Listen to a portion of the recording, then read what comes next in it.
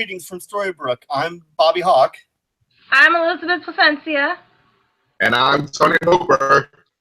And no, you're not imagining things. We're actually back from the dead, just like pretty much no one on Greetings from, or no one from Storybrooke stays dead. Neither do we. We may not be Bill and Anne-Marie, but the listeners kept the message, Facebook message group going and was chatting back and forth, and we decided we couldn't let well enough be alone, and here we are. Greetings from Storybrooke 2.0. I'm sorry? Here we are. All right, so tonight's going to be a little loosey-goosey. It's not going to be our regular nights. We decided to get together, do a little bit of a test run, see how everything's running, catch up on the season so far, and introduce you to us in case you don't know us. First of all, Tony, how's the chat run? Is everything coming up all right? The chat room is cool. We have Monica here. We have Bill in here and Anne-Marie. So now very nervous. We're actually live and everything. I mean, this is just unreal. You know, all right, so I'm sorry. It's great. It's great. First off, I want to say thank you to Bill and Anne-Marie for giving us a chance to keep this going. We love you. We were so sad, guys. We're ending the podcast, and we were so thrilled to have you give us the chance to continue. All right. So anyway, I'll introduce myself first. Like I said, I am Bobby Hawk. I don't know if you are longtime listeners to the podcast. If you are, you've probably heard my voicemails almost every week. I'm sure there's been an episode here or there that I missed, but we were running a little late tonight. Hopefully that's not going to be the case, but if you also know, if you're a longtime listener, I always used to send the voicemails in a little late, so hopefully that's not going to be the same going forward. Ran into a few technical kinks tonight. All right, so Elizabeth, why don't you introduce yourself? My name is Elizabeth Placencia. I go by Liz usually. I'm a longtime listener of Greetings from Storybrooke. I started listening in season 2, and I caught on to it real quickly, and I fell in love with the podcast. I fell in love with Bill and Anne-Marie. They're great people. I had the wonderful opportunity to meet Bill in person a year ago at a RegalCon convention that was here in California. And it was great meeting him. He's a wonderful guy. And someday I hope to meet Anne-Marie. And yeah, I've been a long-time listener. And when Tony and Bobby were like, hey, we should do this, I got on board immediately. I've kind of always thought that I wanted my own podcast, but I never knew what to do or like how to go about it. So when this opportunity presented itself, I jumped immediately into it, and I wanted to do this. I love the show Once Upon a Time, and I love Greetings from Storybrooke so much. So this is a dream come true. All right. And Tony, how about you? Hi, everybody. My name is Anthony Hooper. I definitely go by Tony. I have been a listener to Greetings from Storybrooke also since season 2, just like Liz here. So I was actually looking for a podcast to talk, about things with certain, like not with certain people, but with a lot of people who have the same interests as me. And when I finally was going through podcast shows for once, I happened to just stumble onto Greetings from Storybrooke, and from day one, it was like basically finding. It was just basically just finding like a great group of people.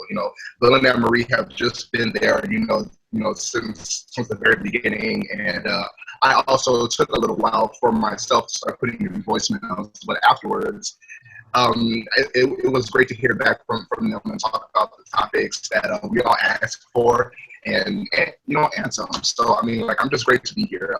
I've also have been a part of other podcasts or other shows and everything like that. So I have a little bit of experience under my belt, but I'm just so glad that we're here, that we have this chance to bring back the people, bring back the Greetings from Storybrooke group, and we really hope to have a lot more, a lot more viewers and everything like that, because I mean, this is a great show and it really deserves to be here for as long as Once Upon a Time stays on the air. So I'm basically just sitting back and enjoying the ride. All right. And that's about it. You actually bring up a great point. That is one of the things that attracted me to this group to begin with, is that it's very friendly. There's not a lot of animosity, which is hard to find on the internet these days. Of course, people don't always agree in the chat or the listeners and the voicemails or whatnot, but we can agree to disagree. This is true. All right. So normally we would talk about like the episode that just aired, but that was like a week ago, and we're already like 4 episodes in. So what we're going to be doing this week is just kind of playing catch up. Just out of curiosity, just so far, what have you guys thought of the season so far? Love and hate. Oh, sorry. Go ahead, Elizabeth. I'm sorry. I have loved and hated it. I have some things I want to say about episode 4 more than anything else, but I'll wait. Okay. But I definitely like coming out of the gate from episode 1, the whole Emma's hand shaking, the tremors, and her story where they're taking it. I don't like it. And what don't you like about it? Well, they're talking about killing off the main character. I mean, I'll just say it. There you go. And I don't like that. But realistically, it won't happen because it's a show, and they can't really kill off the main character. So technically, it probably won't happen, and they'll find a way to save her. But I don't like the plot. I don't like where they're going with it. Okay, fair enough. And Tony? Right about now, I'm actually on the same boat with you, Liz. I mean, just by the beginning episode, I basically got mixed reviews also from me and my family. Like me and my mom, we watch the show all the time, like every week. We never miss a week unless something's going on. But we have basically, it's like the first episode to me was just, I think in my opinion, it was just the introduction to what's going to happen. So I'm basically just sitting back along for the ride and hoping that things will evolve with this, with these episodes. And yes, I do have a lot of questions and a lot of points that we need to get to and need to answer, because we cannot kill off Emma. That is just not going to happen, because we can't just all of a sudden go 6 years and then all of a sudden we have a new savior. Come on. Well, to be fair, there are a lot of people speculating that this would be the last season, and I mean, it could end with Emma sacrificing herself. No, don't say that, Bobby. I'm just. I preface that saying to be fair. I don't necessarily want that to happen, but touching on that, Jane Espenson is one of the writers, one of the main writers on the show, and she is a former Buffy writer, and a lot of the things that are happening this season remind me a lot of Buffy. Like Emma having a premonition of her death. That's something that happened 2 or 3 times, I believe, on Buffy. And it came to pass, like the first time it happened, I believe she died, but then was resuscitated. And so there are a lot of similarities playing out. Number one being in the first episode, we find out that I guess Aladdin was a former savior. And so, it looks like, like Emma's the savior, but maybe she's not the savior, she's a savior. Mm-hmm. And maybe, we see that to be true, but she doesn't know that. And throughout the season, she's been calling back a lot to if I'm the savior, my parents aren't supposed to help me, I'm supposed to help them. I'm the savior, I'm the savior, I'm the savior. So there's so much caught up in her identity of being the savior that I feel like when she finds out that Aladdin, was a savior, that she finds out that all of these stories have slayers, into every generation a slayer is born, and so now we have into every story a savior is born, and I feel like that's really going to mess with her identity when she realizes that she's not the only one with this ability, with these powers. Mm-hmm. And maybe it'll be an asset to her. Say that one more time. Maybe it'll be an asset to her when she discovers Aladdin's a savior as well. when they meet, maybe that'll be an asset. Maybe she'll feel better about herself or something. Maybe eventually, and I mean, in all reality, it should be a weight lifted off her shoulders because now there's someone else to bear the burden. Exactly. Yeah. And I mean, like, to be honest with you guys, really to be honest, it's like, it's just like the same thing as the Dark One, how the very first Dark One was born, and we learned about the Dark One's mythology last season. Maybe, and it was mentioned that we're going to be looking at the Saber's mythology also this season too. So basically, what if not making it like her downfall as saying that, hey, I'm not going to save her, so now I'm not special. So, but it's not the case, to bring it to that motion. I mean, like, there's always been, like, just how there's always been a Dark One, there's always been a savior to save the group of people or the people that surround that Dark One, to keep them safe and, to save their happy endings like that. That's how I'm taking it from this point of view. Okay. Okay, so we touched on Emma in the first episode. How do you guys feel about Jafar? I mean, I know we only briefly saw him in that first episode. I was a big fan of Once Upon a Time in Wonderland. For some reason, it doesn't seem like there were many of those. I know Hope was. I hope Hope's listening. How did you guys feel about the representation of Jafar in this episode?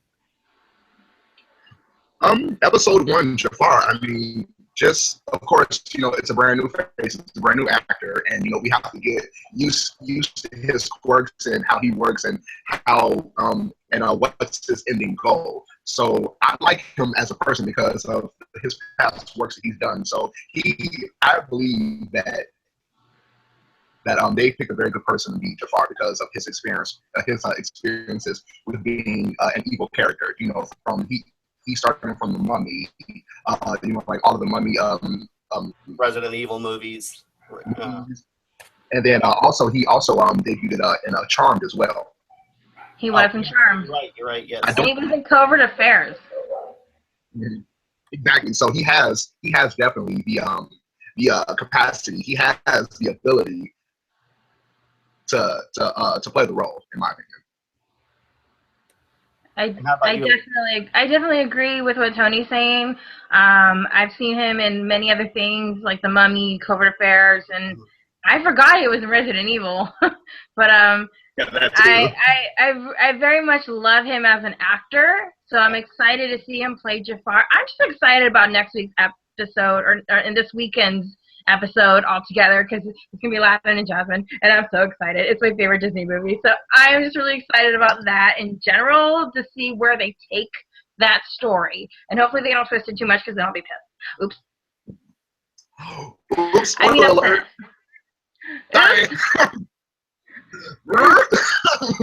Let's go back there. All right. Sorry. All right, so I messed like up the name. Fair as an actor. I have no problem with him. I didn't like the representation of Jafar. I'm sorry. I think that may have more to do with the fact that he is not Naveen Andrews. I didn't watch Wonderland, so I don't know. I mean, I thought it was okay. I mean, it's great. In the later episodes, they actually do bring back someone, from Wonderland. So I'm actually excited to talk about that as well, too. So. Yeah, I mean, as far as the character design actually looked more akin to the animated movie than Naveen Andrews' Jafar did. And it so much so it almost like I almost wonder if these are two different Jafars. That's a good question. I mean, like, I would hope so that they would be the same Jafar, just because on how he would talk about his actions and things that he did in Wonderland. So I really hope that it's the same Jafar and not just, hey, this is the Jafar from Wonderland and now this is the Jafar in the main show. I mean, like, I really hope that it's just the same, person. So, I'm sure it is. I don't think that it's actually a different person. I'm just saying that from the looks and the way he was acting, it almost seemed like a different person. But I'm sure it's not. I'm sure that it's the same Jafar. I'm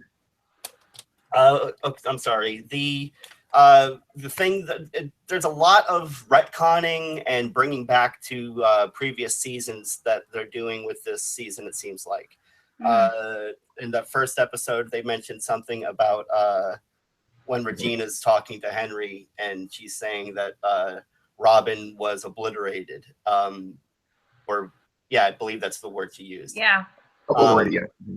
And then Henry says, "Yeah, that's what Hades said," and so it seems, that's obviously going to be some. I mean, you were talking earlier, Elizabeth, about how Robin Hood is supposed to be back this season.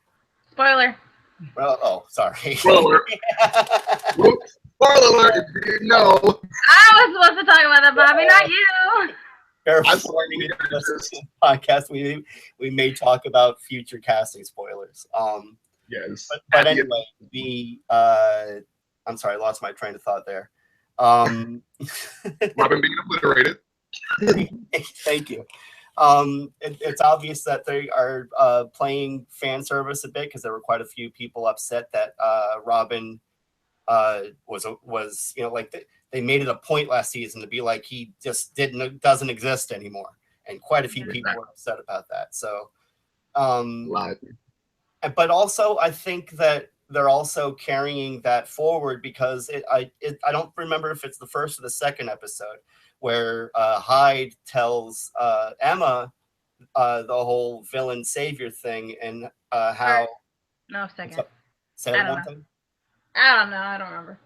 Oh, well, whichever it was, he tries to explain to her how she's going to be taken out by a villain because that's how every savior's story ends, is that they're taken out by a villain. They don't get happy endings. I think that, Henry saying that about Robin is also at the same time letting us know that same thing about Hyde. That just because he's saying these things to Emma doesn't mean they're necessarily true. This is true, which also brings back to the fact that if there's one thing about this show that they've always stood, stand by, is hope. Basically, how Henry was basically speaking to Regina in a sense of saying, "Hey, we're going to destroy, the evil in our town. We're going to be, we're going to make sure that everything goes back to normal the way it is." It's because that's what villains do. They take away hope, and that's just one thing that the show has stood and has standby for all 6 years of being on the air, is having hope. So there like the main thing is just to have hope, because if you don't have hope, what else do you have? I thought that was probably my favorite scene of the episode was Regina and Snow at the end, and the dialogue they had. That was a very sweet moment between Snow and Regina, but I'm dying to say something. I'm like, I know we were talking about Robin, but I'm going to switch it up a little. I can't help myself. Go ahead. I want to talk about Evil Queen. Please do. Okay. Because I think I've always hated her, but right now in this season, I think she's fabulous. I think she's fabulous. She's fabulous. Yes, that's exactly what she is. It's like she comes in and the first moment she sees Henry, she's like, "Mommy's back," and I was like, "Oh, she's got sass. I love it." Yes, and I love her sass. I usually hate the whole hamming it up thing, and I've got to say, not on her. I love it, and I don't think it's 100% of that has to do with Lana Parrilla. I love her as an actress. Mm-hmm. I've never seen her before from I don't remember seeing her in anything before Once Upon a Time, but now that I have, I definitely want to see anything she's been in, because she can do anything. She's anything that the producers and writers have thrown at her, she's been able to handle it. I mean, in one single episode, she'll play 4 different versions of a character. Yeah. And, she's very talented. Definitely. Yes. And to play 2 characters on screen at once, that's just great talent. Not everybody can do that, and still act like they're talking like 2 separate people are talking.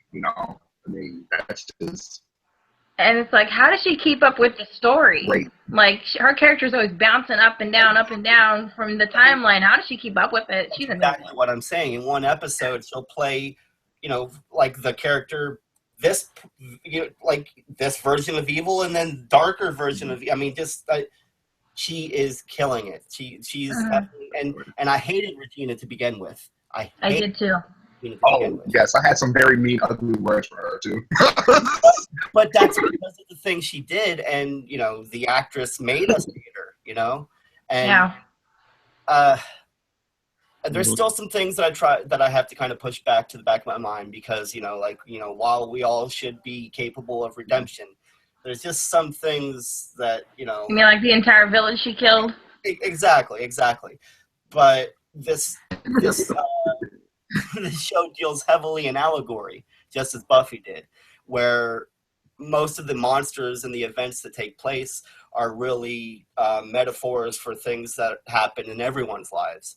And so, I kind of pushed the whole killing villagers. I have to kind of forget that she did that. Yeah, but, I do too. To be honest with you, there's quite a bit of this show that I love the character moments for the most part anyway. But it's the story that really holds this show back because they're all the time trying to correct themselves or not even try to correct themselves. They'll just totally break rules that they implemented the season before. So yeah. But the character moments are so great, it still keeps me coming back week to week. I mean, okay, so basically we have a lot of activity that's going on in the chat and everything like that. And according to the conversation that we're having from Bill here, he's calling the Queenie Weenie.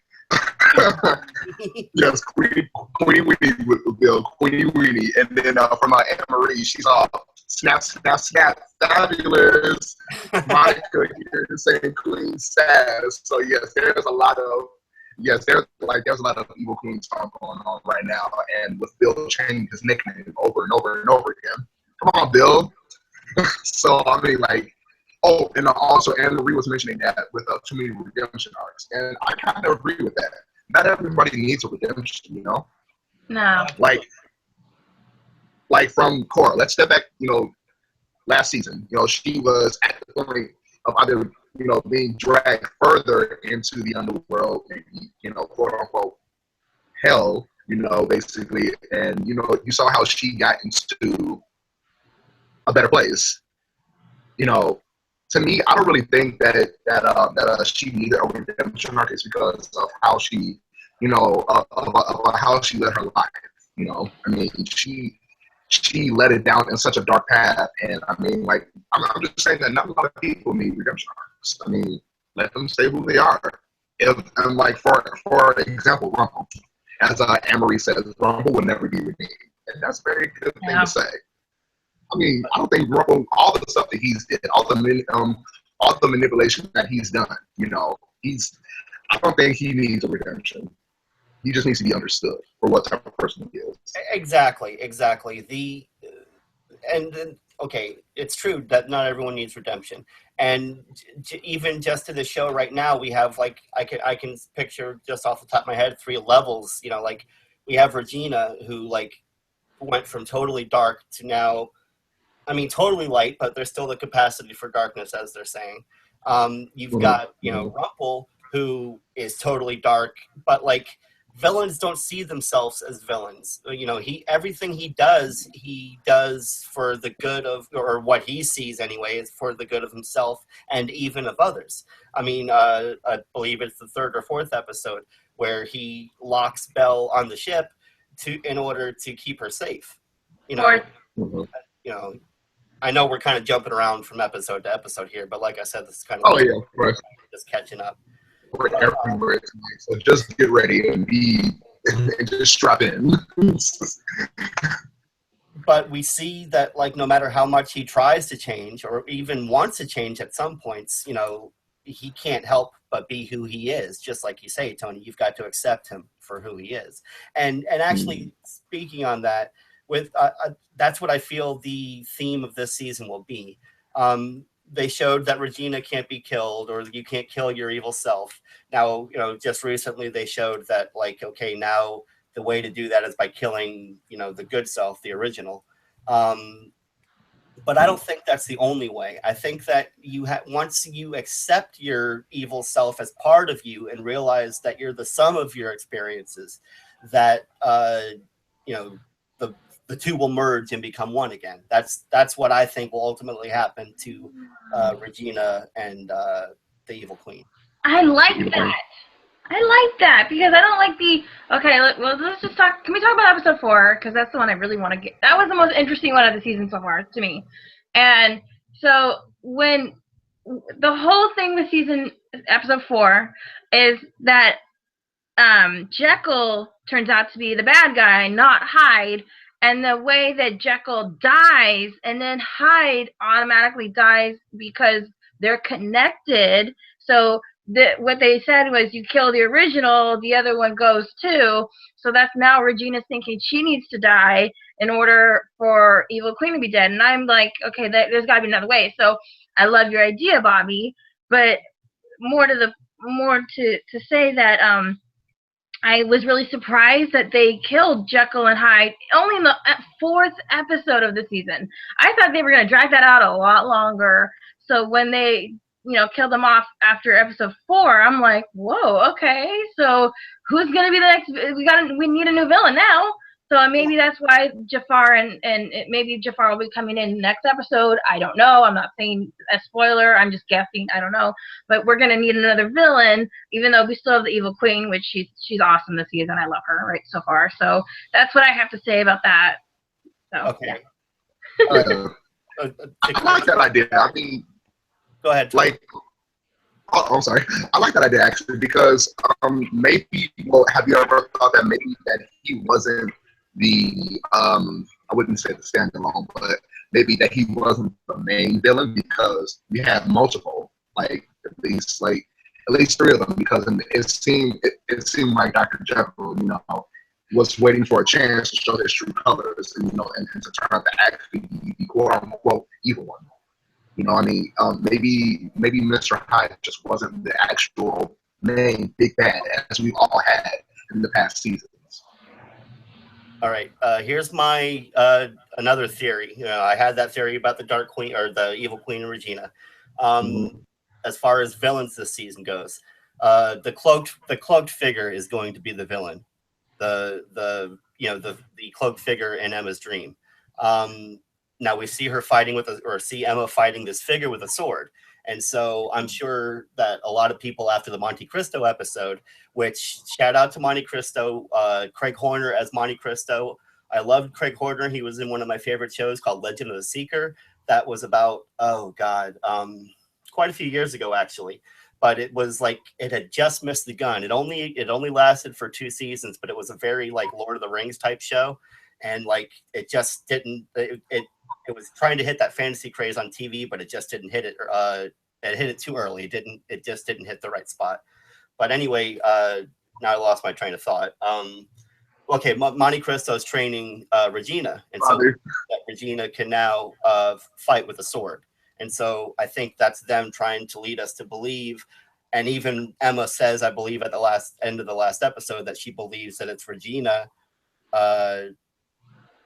It is the cloaked figure.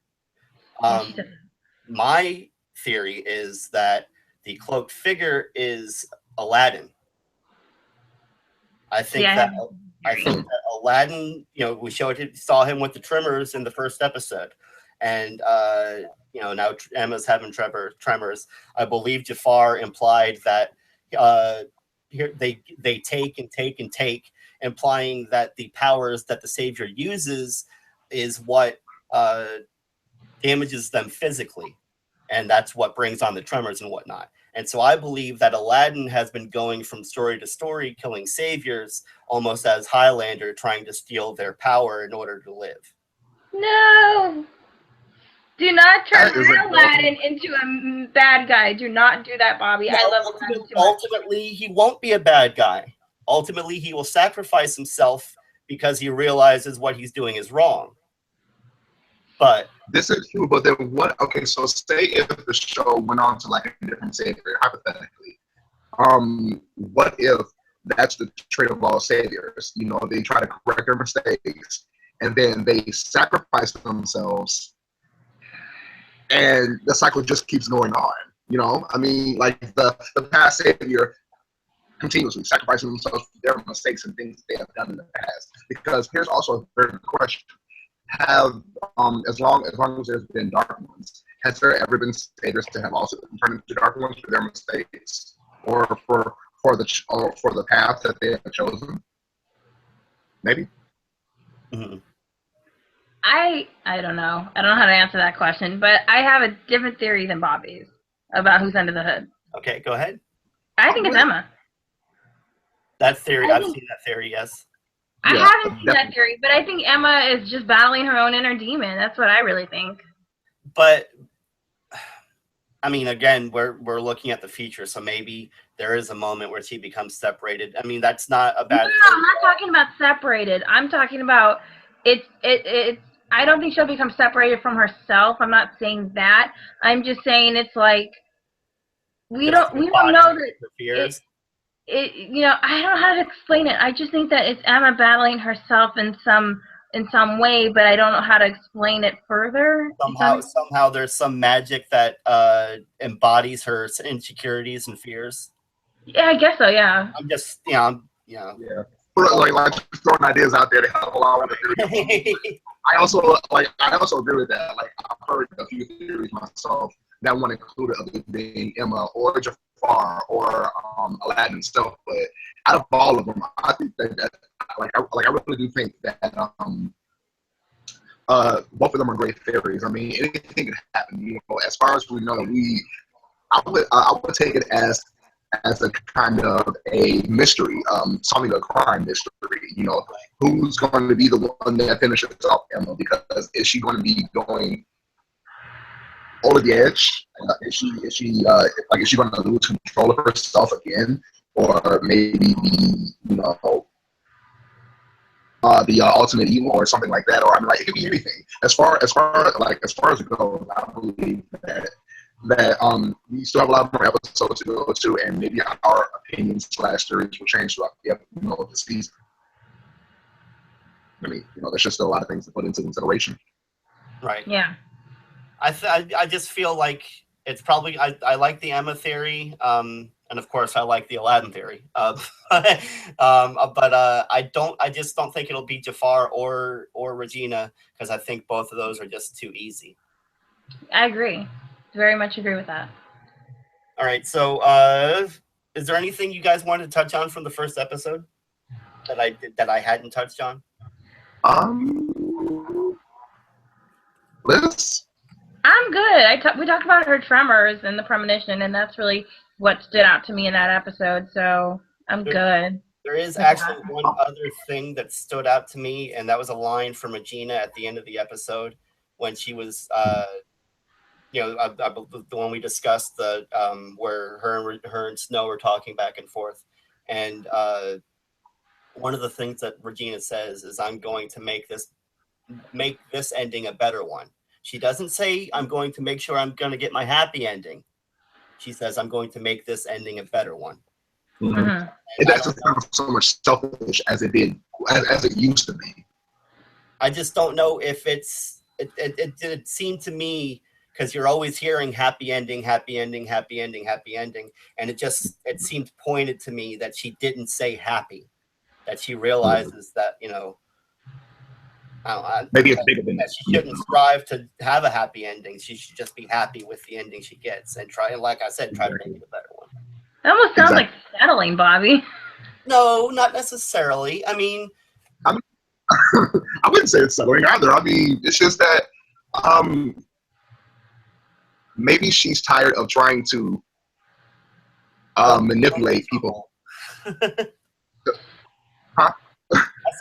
Like maybe don't be so miserable. Just kind of be happy. Right. I don't want to say it's settling, but be happy with the hand life dealt you. Okay. Exactly. But I'm also from the chat. Bill says he has to go. He says that we're doing great. and that he can't wait for everything. So thank you so much, Bill. We love you guys. Thank you, Bill. Thanks again, Bill. So much. Can't wait to start this like up for real starting Monday. Yeah. Definitely. Kidding Monday. What happened? Yay! Love it. With the second episode, what? Do you think I'm sorry, bro. Delicious. Sorry, Selena is like, or do you think she's just jealous, or she feels like she's being rejected by Zelina? Yeah. Zelina? I actually kind of had like a one last theory to go about. Sorry to make us go back, but with Regina and Zelina already falling out, I mean that was kind of quick. It seemed like they should be giving it more of a chance instead of just ultimately going so fast. Like breaking up the housemate so fast. This whole season is going pretty fast. I mean, we're only 4 episodes in, and just like Elizabeth said earlier, they've already killed off Jekyll and Hyde. Definitely. But I mean, to get to your point though about Selena, I kind of think that she's just in the middle of things, like not like like she's in the middle of her sister and her sister's alter evil ego. I mean,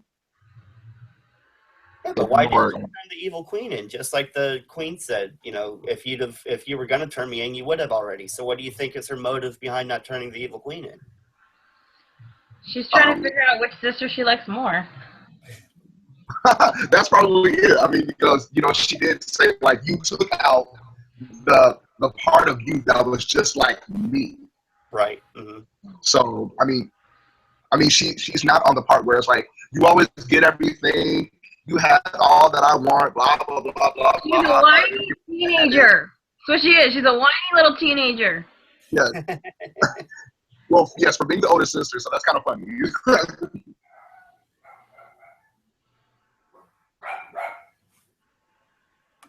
Dogs in the background. So, they make a point in this episode of saying that the evil queen isn't going to do anything because she's going to let them tear themselves apart. Wasn't that a plan that Regina had like in a previous season as well? I don't remember. It just seemed familiar. And even though it's familiar, everyone keeps doing it. You have David hiding the coin. Hiding the coin from Emma. You have Emma hiding the tremors from everyone. You have I don't know. There's secrets everywhere. You would think they'd learn. That's exactly what I'm trying to say. I don't understand. Like Emma all the time is hiding something from somebody because she feels like she's trying to like protect everybody else. Exactly. And you don't have to. How many seasons have to go by before you realize that that's not how you're supposed to live life? Probably 3 more seasons, maybe. Right. I mean, how many times do you have to lie to say, "Oh, it's okay, everything's gonna be all right," but when they find out in the end, now everybody's mad at each other. It's like, "Oh, you lied. You did this. You did that." I mean, I think we've been dealing with secrets since like season 3A. Or season 1 really, but mostly with season 3 because of how Charming was lying to Snow about the what was that called, the thing, the poisonous. When he got the poison. Yeah, I mean, like I don't see how many more times we have to go through this. Lying doesn't work. Once there's lying does not work. I just don't understand why they have to keep crossing that bridge. I mean, like you said, we get the point.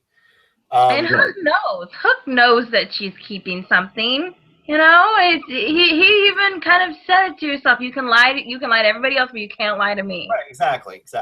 And I mean, if he wants to be a good son-in-law to the Charmings, then speak up, Hook. Speak up.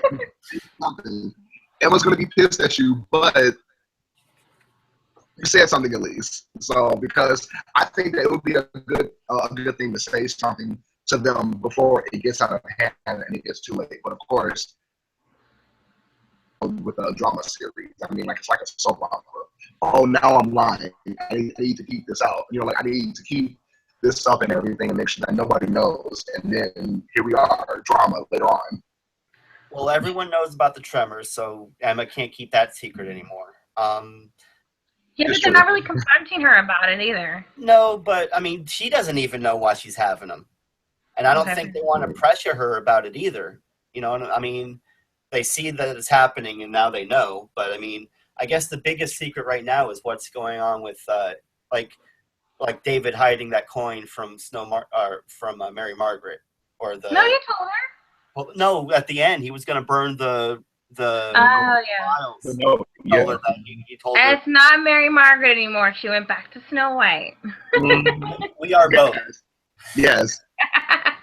Yes, Snow White. We have to keep up with the times. We have to make sure that everybody's going by their right name. So I never liked the name Mary Margaret anyways. Right, I never liked it. I always called her Snow White. Yeah, you're right, because David did say that was Mary Margaret when she said she wanted to teach or whatever. Yeah, I didn't even catch that. Anyway, but I think that's how she's that's how you know, the new mysterious teacher's aide that she now has, you know, saying, hey, you know, who you are. You know, these kids are going to mostly acknowledge the fact that you're being real. You know, 100%, as the young kids say. So, like, being like, just stay 100. You know, stay 100. Come on. Right. All right. So on to episode 3. This was like I was saying before about this show playing a lot of fan service. There was a lot going on in this episode. You know, we've been having Archie back with, you know, he's got Pogo and everything. We see Grumpy. We see Grumpy in the office with Archie, and we find out that Dopey's no longer a tree. And then he, which is so funny.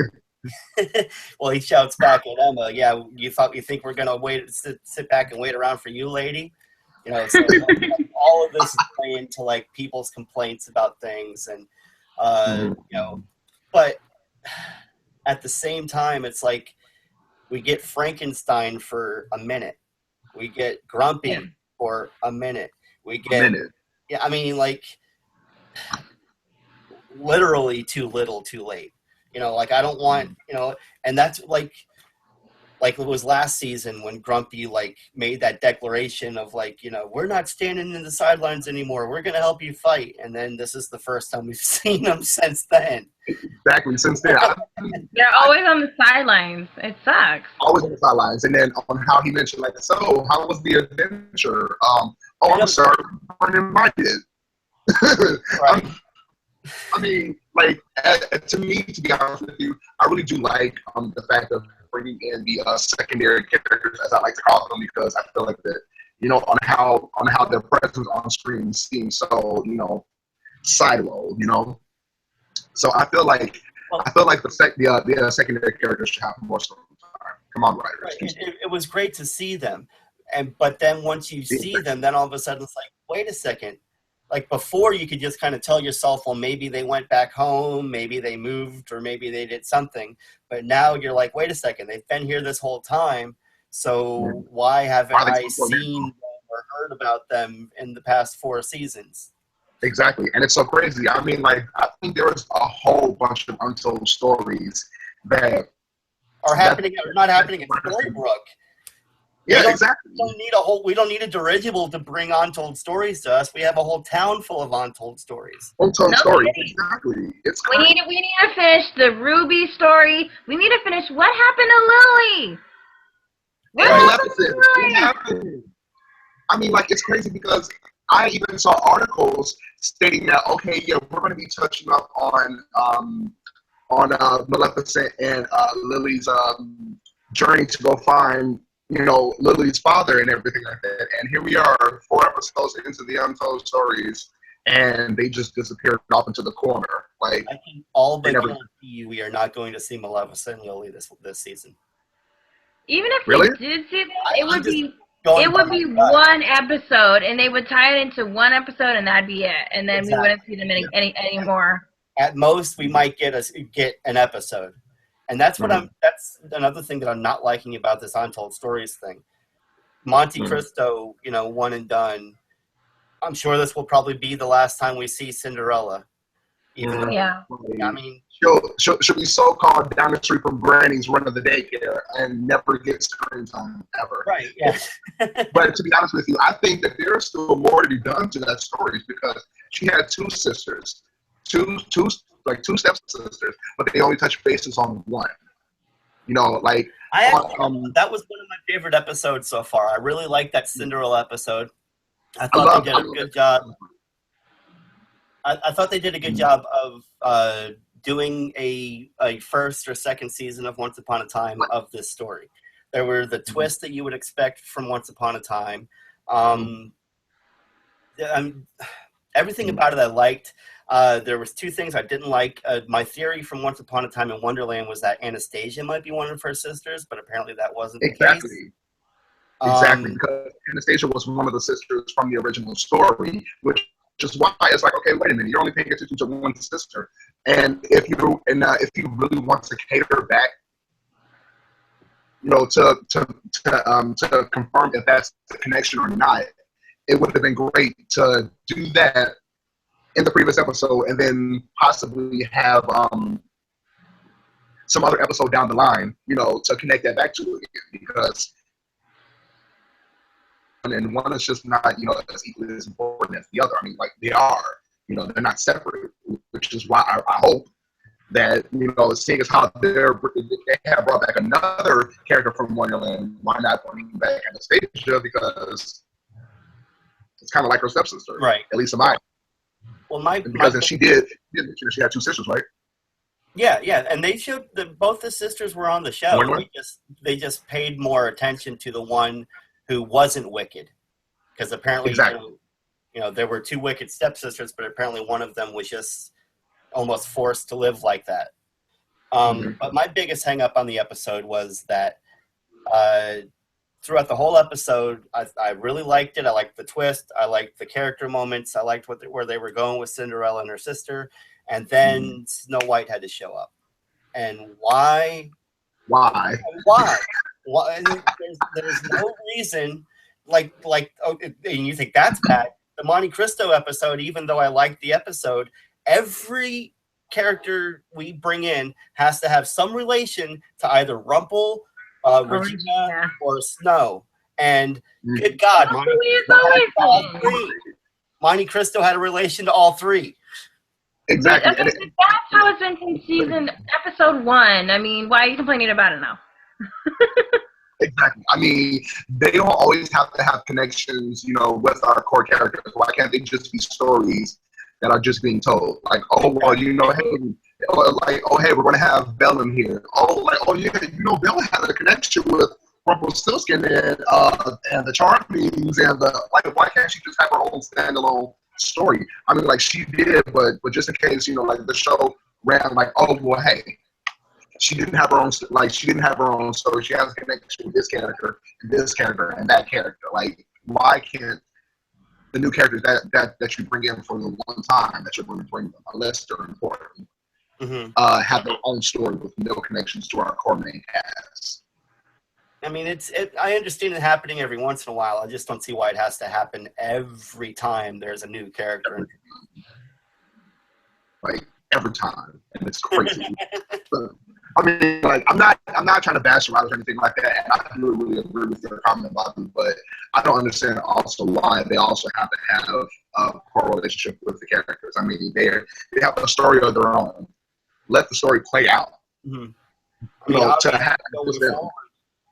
If they're new characters on the show, obviously going forward, they will have a connection with Snow and the rest of the cast.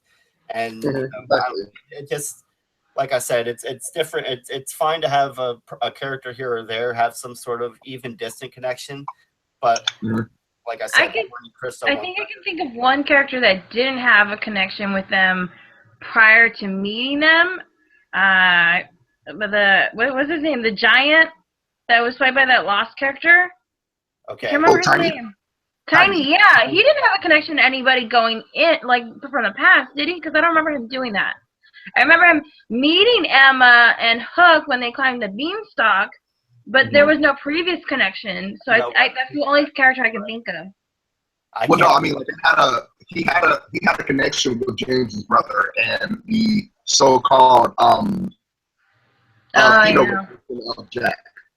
Her name was actually Jack, but that was, again, you know, a one-time character.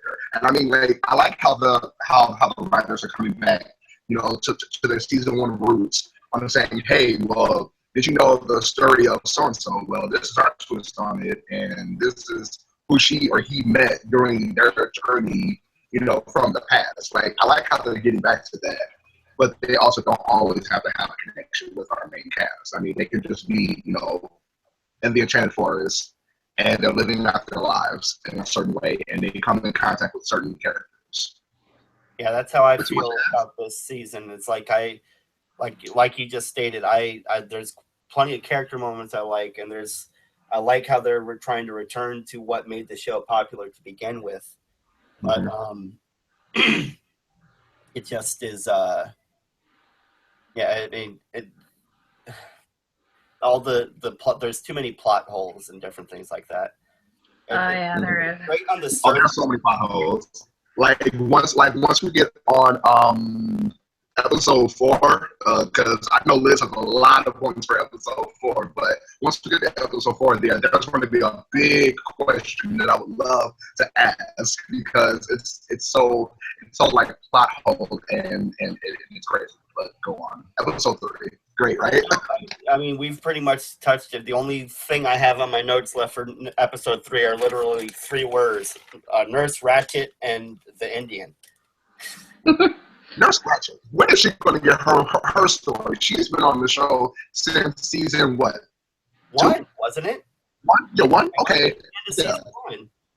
Yeah, why? I mean, you know, she's always mentioned, well, not always, but she's mentioned frequently, you know, like a little tidbits in there and things like that. Why can't she be like a fallen fairy, or, you know, or she can be some type of entity or something? You know what I mean? She's just downstairs in the basement whenever Regina needs to come downstairs for something. I don't want her to be magical, because, you know, not all of the stories have to be magical. I'm happy that I'm happy every time I see those characters and know that there is, you know, characters from modern fiction that aren't necessarily fantasy or science fiction even. The only thing is that you never touch upon any story. The only stories we ever really get on this show are some sort of fantasy stories or some sort of fairy tale stories. We're finally touching upon Victorian fiction and different things like that. You know, looks like more than likely this year we'll get some sort of Jules Verne, which is actually what I've been waiting for, is like Captain Nemo and different things like that. Yeah, exactly. And to bring up that point too, if Mr. Hyde was actually going to be on the show longer, I was going to say this. Finally, there is no, like there's a villain with no magical powers. There's always been a formula to once upon a time's villains. Either A, they're coming from a distant land. B, they don't like where they're coming, so they want to bring that land to Storybrooke. C, they see Storybrooke and they want to take it over, and then they want to curse it, and then they want to do this, and then they want to do that. It's the same formula. So I also like your comment, Bobby, about you know Nurse Ratched, if they ever touch on her character as a whole. I'm glad that, you know, that she isn't magical or anything like that, you know, because it's the same thing with Mr. Hyde. I'm glad that we didn't have a character that had magical powers, but he was just as equally as threatening. All right, so we're going to go ahead and move on to episode 4. I didn't really take a lot of notes, honestly, but I did just watch it not that long ago. Elizabeth, you said you took that you had a lot to say about episode 4, so why don't you go ahead and start? Well, I feel like I'm starting to forget what I had to say, because I feel like I've said a lot of what I wanted to say about Jekyll and Hyde. I mean, their story was really interesting. with the character of Mary, and I just what I really wasn't expecting was for them to end their discussion so soon. But I think it was Tony said this to me last time. Bobby, you had to go, and me and Tony kept talking, and I think Tony said to me that what was it? I'm losing my train of thought. I'm sorry. It's okay. Keep going. You said that man, I'm losing it. Oh no, I hate it when this happens to me. What did you say? I'm looking it up right now. It was like something about how, the characters. Oh, I remember. Okay, so usually when there's a story about a character, they will set up the whole episode about that character, and then they usually kill that character at the end of the episode. And I think that was you that said that, Tony, to me. And and honestly, I've been watching The Walking Dead, and I'm like, oh, it's like the same thing. I just noticed this. Like, I've been watching Walking Dead for a while, but we're not talking about that. So they're setting up the whole story of Jekyll and Hyde, and then they kill them both at the end. And then I was remembering what you said to me. So now I'm like, I feel like I'm going to look for that in the future when they have a story about someone and they're telling the whole story about them, and someone usually dies. And that's not always the case, probably, but it usually does happen. So now that I've noticed that, it's going to be hard to erase that from my head. Well, yeah, exactly. Third episode with Monte Cristo. Yeah. Right. Monte Cristo. Monte Cristo who?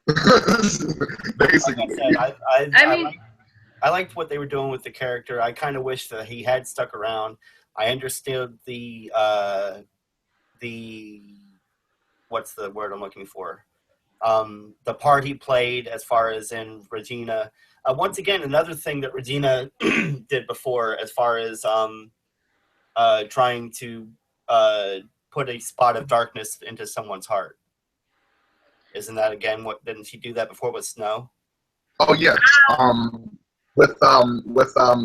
When she killed when Snow killed Cora, that put a small black dark spot on her heart. So she just Regina had nothing to do with that. No? No. Like didn't no, she that was Rumple. Yeah, it was Rumple. Okay, you're right. My bad. It's been a while. I think they both share the same manipulative ways, because now that we're here finally on episode 4. Where hasn't Rumpelstiltskin been? Like, who hasn't he manipulated? He is the king of manipulation. I mean, because he's been everywhere. We're talking about from the Enchanted Forest. He's been to Arendelle. He's been to Oz. Like he's talked about Oz and everything. And now he has it's like he has ties to almost every realm we visit. I think that's the point of his character, though. I'm sorry, Elizabeth?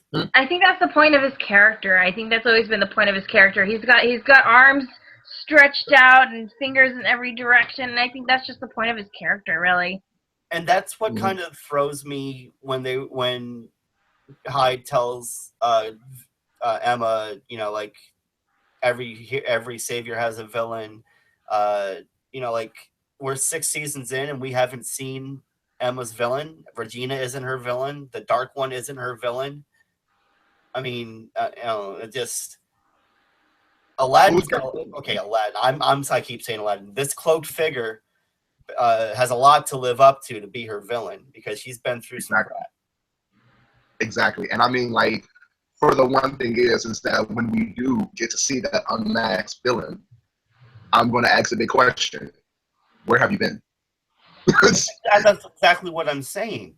I mean, I don't know. I mean, to me, to be a character's villain, you've got to be there for more than a minute. I mean, a minute. Yeah. like because I mean, okay, so basically, just think about this. What if it is herself?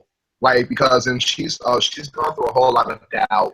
She's gone through a whole lot of stuff through her life. She has a wall that she's built up for years. Mm-hmm. So maybe, just maybe, it is herself. Because I've heard from different podcasts, and I listened to another Once Upon a Time podcast, But they were saying that, okay, well, if this Emma, it's going to be too easy. But then I thought about it. It's like, well, wait a minute. She's gone through a whole bunch of stuff in her life. I mean, she had to fend for herself, grow up by herself, grow up really fast, and to provide for herself. So when you think about it, when you've been through a whole lot of stuff, when you be your own worst enemy too. Mm-hmm. So I don't know. I guess there's not really much more to talk about. I mean, we've really touched on everything that's happened so far. And Elizabeth, you know that you were saying next episode is going to be Aladdin and Jasmine, right? Yay! So excited. Do you think we'll get do you think they're going to play a whole new world? Oh my God, I hope so. I saw in the episode trailer that they're in the I got a little bit of a spoiler today, and I'm not going to talk about it. I will talk about it when the episode airs, but let's just say that I think Jasmine plays a bigger role than she does in the animated movie. That's what I think, but I don't know for sure. I'm sure she will. I'm sure the story is going to change quite a bit. And I really don't want it to. I like it being like the animated version that I grew up loving. I wonder if we'll see a genie. That would be great. That would be so great. As we all know, as we all know, back from a character that comes in and out of the show too, Sydney. He was a genie, and that's what I was expecting. For him to be the actual genie, but then you have to think about it. It's a magical place. There are a whole bunch of different genies, so I really hope that they choose somebody good to be, the genie from Africa. This is a little off topic, on topic, but with Disney doing all their live action animated movies or live action adaptations of animated movies, you heard they're doing an Aladdin one. I heard they're casting for Mulan. They're Guy Ritchie. Also Mulan too. They said that Guy Ritchie is up for directing Aladdin. Oh, great. Is that good? I don't know if that's good or not. Guy Ritchie, the guy who did Lock, Stock, and Two Smoking Barrels, I believe. He also did Snatch and the Sherlock Holmes movies. Oh, I like the Sherlock Holmes movie with Robert Downey Jr.? Oh, I like those. Well, that's the guy who directed that, from what I've read, will be directing the live-action Aladdin movie. And they also said it's supposed to be a non-linear movie. What does that mean? Like Pulp Fiction. Okay. I don't like Pulp Fiction. The story is non-linear. The story jumps from one moment in time to another. It will or will not? That the story is supposed to be non-linear. Okay, so it won't jump back and forth. It will. It will. It will. Yeah, okay. I don't know. Linear means the story follows one continuous path, and non-linear means it jumps, from past to future to present back. Okay. All right. Thank you for clarifying that, because I didn't understand. No, you're fine. You're fine. I did have I don't know if we're finished commentating on episode 4, but I had a couple more points if we have time. What did you say you wanted to do? I'm sorry, Tony. He wants to talk about episode 4 a little bit more. Go ahead, of course. Go ahead. I didn't know if we had time to do any more points because we're coming to the end, but this is such a loose episode that we're not worried about the hour time on this one, honestly. Definitely. Okay, so go ahead. So basically, I have a few untold stories and other points that I would like to point across, but I'll just state a couple. So the big plot hole question that I wanted to ask, and it's so huge. When Rumpelstiltskin had placed the protection spell over the ship, and that nobody could enter nor exit. No, it was just Belle who couldn't. Belle who couldn't? Okay, so yeah, that was my only big thing because it's like, wait a minute. Dr. Jekyll came in, Hook left. I'm like, wait a minute, hold on, my whole word. No, it was just Belle. He was clear that it was just Belle when he did it. Okay, so I just misunderstood that. So one more point that I had. I'm still waiting on that. How we mentioned with Grumpy getting his on and off time, like screen times and everything like that on the show, and how he did his big stand up and things like that. I'm still waiting on that untold story for Grumpy and Nova. I'm sorry, what was that last part? I'm still waiting on that untold story about Grumpy and Nova. The fairy Nova. That's exactly what I was saying. You're talking about Astrid, or? Yeah, Astrid, aka Nova. Right. Mm-hmm. Yeah, I mean, I think you're going to be waiting a long time. that's exactly what I'm saying. Sorry, now I had forgot all about that storyline. Yeah. I mean, I feel like that was a big, huge thing. I mean, in which also, how Bill and Anne Marie always mentioned about Blue being shady. Shady Blue. I mean, maybe as she was telling Nova at the time, saying, "Hey, this is not for you. This is not your path."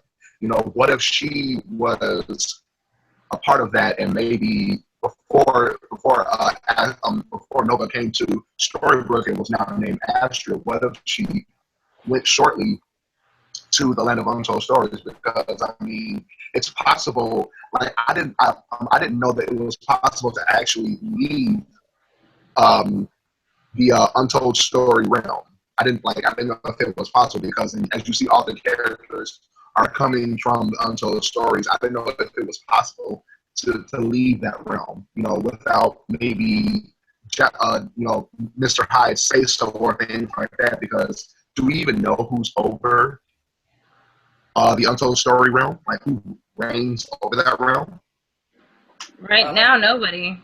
Right. I mean, it would look to me like it was Hyde. I mean, see, that's another thing. It's like now that Jekyll and Hyde are dead, we're probably never. I mean, we'll touch upon other stories or other characters from there. I believe they've already said Captain Nemo and Don Quixote are going to be in the show. I believe. Spoiler. I'm sorry. Spoiler. Oh, go ahead. Oh, Spoiler. Go ahead. Spoiler alert. But lost my train of thought again. Sorry. No, you're fine. I think I mean, we're never. I don't think we're ever going to learn about any more really about the Land of Untold Stories. About how was that land?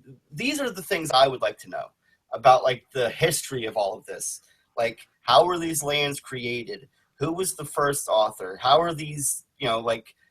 Do the books create the lands, or do the lands create the books? Are the authors creating all of this? None of this has really been explained. And I don't think it ever will be. So I mean, and it's sad because they've made so much of a foundation for this show and everything about that, and it's just seeming like they are paying attention to so many characters and bringing in many other characters, and they're just forgetting about the characters that they already had in place. That they've laid down the foundation of the show. And I mean, I would love for them to touch back on that if possible, because the show has to come to an end. Sadly, sometime down the line, the show has to come to an end, and I really do hope that they do touch upon a lot of things before they do stop the show from airing. Yeah, I hope so too, especially with Lily. Exactly, Lily and Maleficent. But don't worry, Liz. They're down the street, in their home, just sitting there and just waiting for the cameras to come on in and say, "Oh, you ready for us now?" No. Okay, so it sounds like for the most part we're liking. See, I feel like we've been really negative for the past half hour. Yeah. Sorry, listeners, but I mean, we did have a lot of things to cover and things like that. But yeah, I really feel like we're negative Nancy's. but I also don't want to just be all, lovey-dovey. Harry. I mean, yeah, I want to, if share our true opinions on the show. Exactly. There was a reason Bill and Anne Marie left this show. It does have its faults. I'm not, I can't sit here and say it doesn't. But like I touched on earlier in the podcast, I really enjoy the actors in the show. I enjoy the character interactions, and I really like akin to Buffy the way the stories play as metaphor and allegory for real life. So just those three bullet points alone, that's what attracts me to this show. But anyway, we have been going on long. It's been a little over an hour. Normally, we would be playing like voicemails and different things like that, being this is our test run, and we're just kind of playing catch up and letting you guys know we're here. That won't be happening this episode, but if you do want to call us and let us know any feedback for Sunday's episode, we will be going regularly Mondays at 9, following Bill and Anne Marie's live tweet of Gotham. The voicemail number is 424-274-2352. That's 424-274-2352. You can always email us at I want to say Greetings from Storybrooke at gmail.com, right? Yeah. Thank you. Yes, greetings from Storybrooke at gmail.com. Facebook is Greetings from Storybrooke. Twitter is GF Storybrooke. You can follow me on Twitter at Inevitable Hawk, HAWKE. Elizabeth? You can follow me. I'm more on Facebook, so Elizabeth Placencia. I spelled PLASCENCIA. I'm also on Twitter, but I don't use it as much, so I don't remember my name right now. Tony. You guys can follow me at Hoops HOOPS 900 on Twitter, and I am also on Facebook, Tony G Hooper, and just keep looking out. We all try to live tweet and everything, so. And for any of you listening to us tonight, thank you very much. We very much appreciate you tuning in to our very first episode doing this. Oh, and of course, I forgot to mention, if this is just showing up on your feeds and you're surprised that we're back, hey, we're back. Hopefully all you listeners, you know where to find us and everything. But if not, this is the first time you're listening, you can also follow us or join the conversation live Mondays at 9 at live.universebox.com. So that's 9 p.m. Eastern, 6 p.m. Pacific time. Thank you. I'm sorry. Thank you. This is kind of a test run, but I think we did a great job tonight, guys. I think so.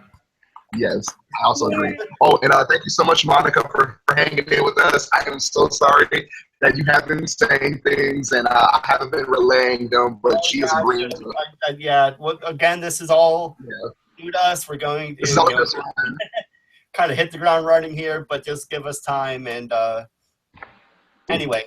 So thank you for being there, Monica, and good night too as well. She was saying good night to us all and everything. So good night, Monica.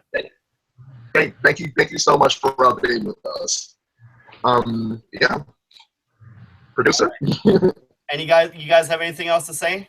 Because if not, no. Well, and how did they used to close the show? I forgot now. I think they said something pretty. Until next time, this has been Greetings from Storybrooke. Okay, we'll try that one more time. We're going to try that one more time. All right. One more time. All right. Until next time. Greetings from Storybrooke.